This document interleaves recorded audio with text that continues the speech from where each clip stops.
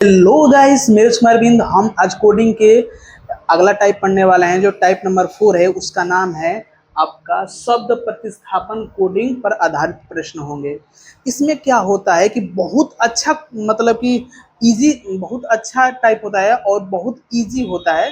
बस खाली थोड़ा सा दो चीज आपको समझना यहाँ पर होगा कि कहना कहा जाता है और मत इसका अर्थ है और मतलब है। इसका मीन्स आपका इसका अर्थ समझ लेंगे तो इस क्वेश्चन को लगाना बहुत इजी होता है। तो देखिए आपके दिया है कि यदि जल को भोजन, भोजन को वृक्ष, वृक्ष को आकाश, आकाश को कुआं, कुआं को तालाब कहा जाता है। तो बताइए निम्न में से फल कहाँ मिलेगा, फल कहाँ प्राप्त होता है। तो ये सारी चीजें हैं। तो इसको हम देखिए, इसको है तो इसको देखिए, इस टाइप के क्वेश्चन को करने के लिए तो सबसे पहले हम क्या करते हैं, देखिए सबसे पहले क्या करते हैं कि देखिए हम सबसे पहले इसको हल करने के लिए दो चीज़ों को मतलब समझते हैं। एक हम समझते हैं आपको कहा जाता है, कहा जाता है, कहा जाता है।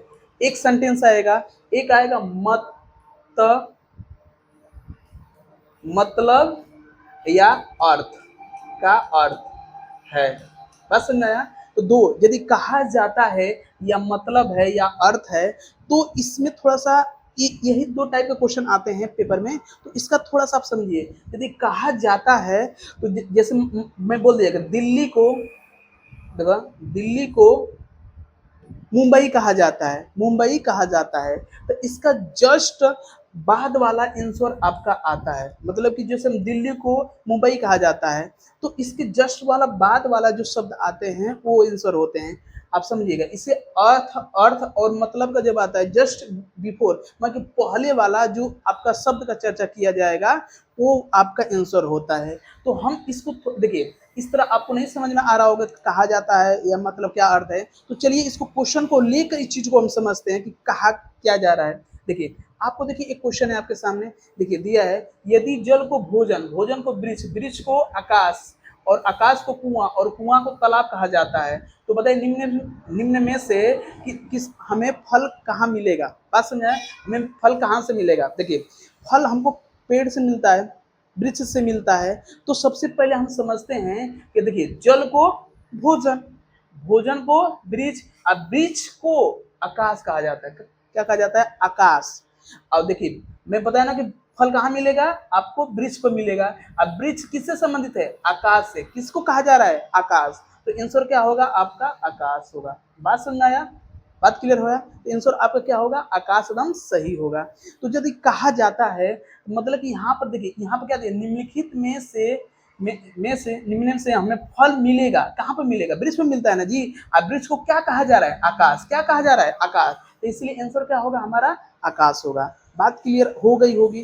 तो चलते हैं इसको अलग क्वेश्चन पर लगाइए। देखिए देखिए पुलिस को शिक्षक, पुलिस को शिक्षक और शिक्षक को राजनीतिज्ञ, और उसको बोले कहते हैं, राजनीतिज्ञ को क्या बोलते हैं हम? डॉक्टर बोलते हैं। डॉक्टर को वकील, वकील को हम सर्जन बोले कहा जाएगा। तो बताइए कि अपराधी को कौन पकड़ेगा? अपराधी को कौन पकड़ेगा? आपका क्वेश्चन यह है।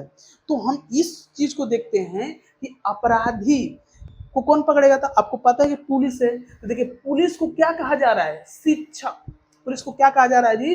शिक्षक। बात समझाया? तो हम यदि कहा का अर्थ आए, कहा का जब सेंटेंस आता है तो जस्ट उसके बाद वाला क्या होगा? जो शब्द होता है वही आपका आंसर होता है। तो सबसे पहले देखते हैं, तो पुलिस को शिक्षक कहा जाता है। तो आंसर क्या होगा आपका? शिक्षक। तो आपका आंसर क्या होगा? आपका शिक्षक होगा। बात समझ में आया? तो हम पुलिस को शिक्षक कह रहे हैं तो आंसर क्या होगा हमारा? शिक्षक होगा। तो चलते हैं नेक्स्ट क्वेश्चन पर। देखिए क्वेश्चन है आपका, देखिए क्वेश्चन है यदि चांद को समुद्र कहा जाता है, समुद्र को पानी कहा जाता है और पानी को हवा कहा जाता है। क्या कहा जाता है? हवा कहा जाता है। हवा को सूरज कहा जाता है। कहा जाता है? सूरज कहा जाता है। और सूरज को नदी कहा जाता है। तो हमें तो हमें आकाश तो हमें प्रकाश और गर्मी कहाँ कौन देगा? प्रकाश और गर्मी कौन देगा? तो प्रकाश और गर्माहट का जो देने वाली जो चीज है वो क्या है? आपका सूर्य है। यही ना जी, सूर्य या सूरज है।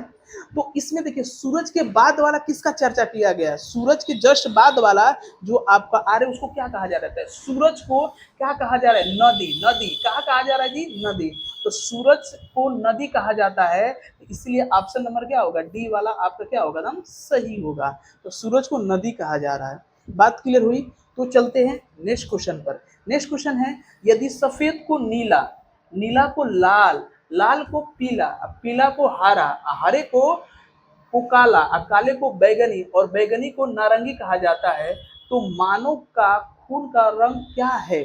मानव का खून का रंग लाल होता है। तो लाल होता है, तो लाल के जस्ट बाद वाला जो शब्द आया रहेगा वही इस प्रश्न का आंसर होगा। आपको क्लियर हो गया होगा? देखिए, तो लाल किसको कहा जा रहा है? तो देखिए सफेद को नीला, नीले को लाल। तो देखिए लाल को यहाँ पर क्या कहा जा रहा है? लाल को पीला। लाल को क्या बोला गया है? पीला। तो इस ऑप्शन में पीला कहाँ है? ऑप्शन नंबर सी अदम आपका करेक्ट है। तो ऑप्शन नंबर सी अदम यहाँ पर एकदम सही होगा। तो ये क्या होगा? ऑप्शन नंबर सी एकदम करेक्ट है। बात समझ में आया?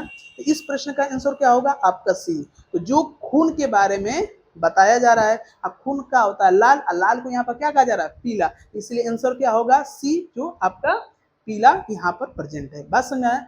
इस प्रश्न का आपका होगा आंसर पीला। तो चलते हैं नेक्स्ट क्वेश्चन पर। इसी तरह क्वेश्चन दिया है, देखिए इसको देखिएगा। दिया है, यदि रांची को दिल्ली कहा जाता है, रांची को क्या कहा जाता है? दिल्ली। और दिल्ली को मुंबई कहा जाता है, और मुंबई को देहरादून कहा जाता है, और देहरादून को नागपुर कहा जाता है, और नागपुर को मेरठ कहा जाता है, तो गेटवे ऑफ इंडिया कहाँ है? Gateway of India, gateway of India Mumbai में होता है। मुंबई को क्या कहा जा रहा है? देखो, तो दिल्ली, रांची को दिल्ली, दिल्ली को मुंबई, और मुंबई को देहरादून कहा जा रहा है। मुंबई को क्या कहा जा रहा है? Dehradun. Gateway of India Mumbai में होता है, और मुंबई को देहरादून कहा जा रहा है। तो इसलिए ऑप्शन नंबर बी क्या होगा? आपका दम सही होगा। बात समझ में आ गया होगा? तो एक छोटा सा टाइप था, बस एक ही कंसेप्ट था, उसको मैंने समझा दिया हूँ। और आपको समझ में आ गया होगा तो लाइक सब्सक्राइब कर दीजिएगा, शेयर कर दीजिएगा। सुनने समझने के लिए धन्यवाद।